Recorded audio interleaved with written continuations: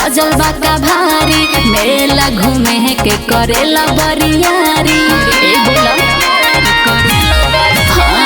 मैया के पंडाल बारा सजल बाका भारी, मेला घूमे के करेला बरियारी। हम के खियाई बा मिठाई का गजा, चाट समोसा जितना तू खा जा, भर बाकी मेला में मिले तू आजा। भर बाकी मेला में मिले तू आजा, भर बाकी मेला में मिले तू आजा।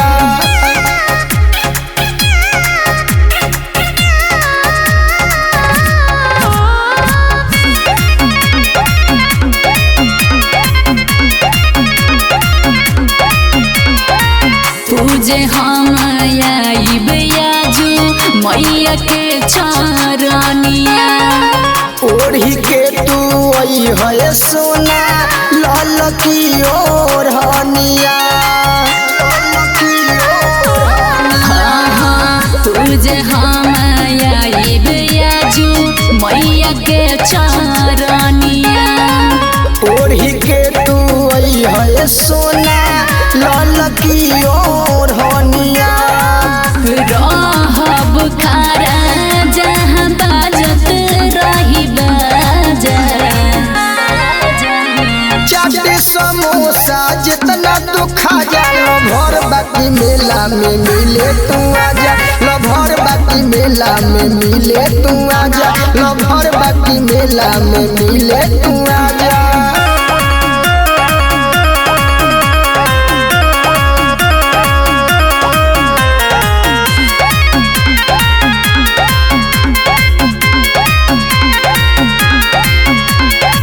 घरवा के लोग सभे दर्शन करे आई। दीदियों के अपना ये जानू दीह तू चिन्हाई।